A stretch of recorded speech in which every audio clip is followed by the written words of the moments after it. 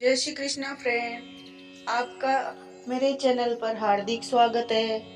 आज मैं आपको संतोषी माता की कथा सुनाऊंगी और उससे पहले अपन संतोषी माता की व्रत विधि जान लेते हैं। इस दिन सूर्य से पूर्व उठे और घर की सफाई करने के बाद पूरे घर में गंगा जल छिड़क कर शुद्ध कर ले।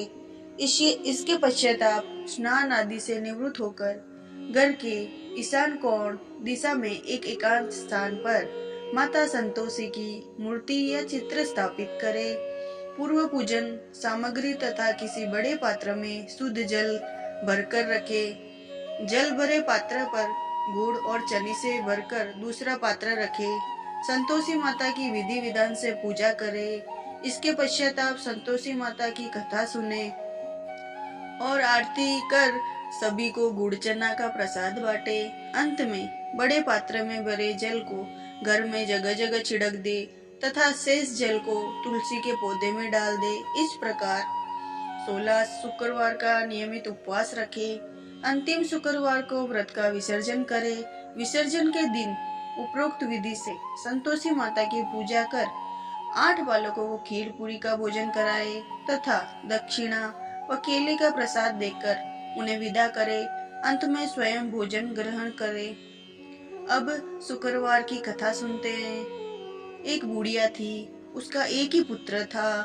बुढ़िया पुत्र के विवाह के बाद बहू से घर के सारे काम करवाती थी, परंतु उसे ठीक से खाना नहीं देती थी। यह सब लड़का देखता पर माँ से कुछ भी नहीं कह पाता। बहू दिन भर काम में लगी रहती, उपले थापती, रोटी रसोई करती, बर्तन साफ करती, कपड़े धोती। इसी में उसका सारा समय बीत जाता। काफी सोच विचार कर एक दिन लड़का माँ से बोला, माँ मैं परदेश जा रहा हूँ। माँ को बेटे की बात पसंद आ गई तथा उसे जाने की आज्ञा दे दी। इसके बाद वह अपनी पत्नी के पास जाकर बोला, मैं परदेश जा रहा हूँ, अपनी कुछ निशानी दे दो। बहू बोली, मेरे पास निशानी देने योग्य कुछ भी नहीं है। यह कहकर वह पति के चरणों में गिरकर रोने लगी। इसके पति के जूतों पर गोबर से सने हाथों से छाप बन गई।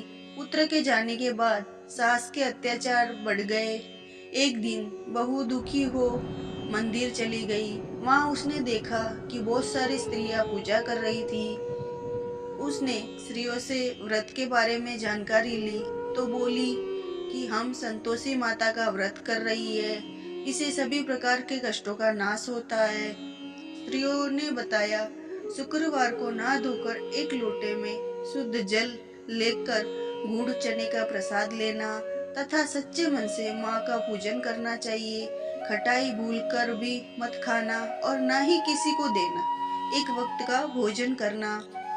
व्रत विधान सुनकर सब वह प्रति शुक्रवार को संयम से व्रत करने लगी। माता की कृपा से कुछ दिनों बाद पति का पत्र आया। कुछ दिनों बाद पैसे भी आ गए।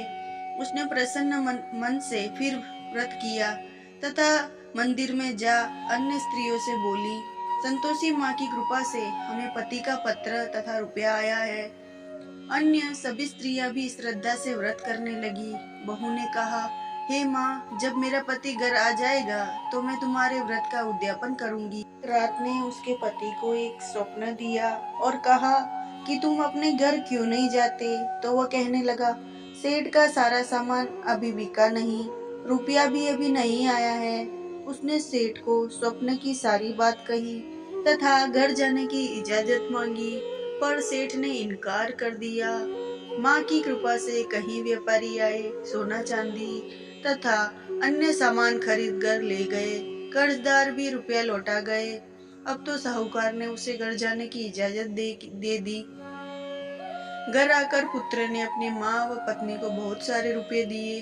पत्नी ने कहा कि मुझे संतोषी माता का उद्यापन करना है। उसने सभी को न्योता दे दिया है। उद्यापन की सारी तैयारी कर दी। पड़ोसन की एक स्त्री उसे सुखी देख ईर्ष्या करने लगी थी। उसने अपने बच्चों को सिखा दिया कि तुम भोजन के समय खटाई जरूर मांगना। उद्यापन के समय खाना खाते खाते बच्चे खटाई के लिए मचल उठे तो बहू ने पैसा देकर उन्हें बहलाया। बच्चे दुकान से उन पैसों की इमली खटाई खरीद कर खाने लगे। तो बहू पर माता ने कोप किया। राजा के दूत उसको पति के पकड़ कर ले जाने लगे। तो किसी ने बताया कि उद्यापन में बच्चों ने पैसों की इमली खटाई खाई है। तो बहू ने पुनः व्रत के उद्यापन का संकल्प किया।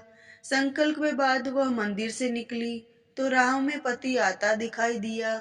पति बोला, इतना धन जो कमाया है उसका टैक्स राजा ने मांगा था। अगले शुक्रवार को तो उसने फिर विधिवत व्रत का उद्यापन किया।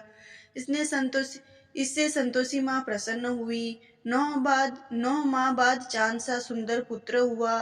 आज सास बहू तथा बेटा माँ की कृपा से आनंद से रहने लगे। संतोषी माता की अनुकंपा से व्रत करने वाले स्त्री पुरुषों की सभी मनोकामना पूरी होती है। परीक्षा में सफलता, न्यायालय में विजय, व्यवसाय में लाभ और घर में सुख समृद्धि का पुण्य फल प्राप्त होता है। अविवाहित लड़कियों को सुयोग्य वर मिलता है और ये कथा सुनने से सारी मनोकामनाएं पूर्ण होती है। और आपको अगर मेरी कथा अच्छी लगी हो तो मेरे चैनल को सब्सक्राइब, लाइक और शेयर जरूर करना। धन्यवाद मेरी कथा सुनने के लिए।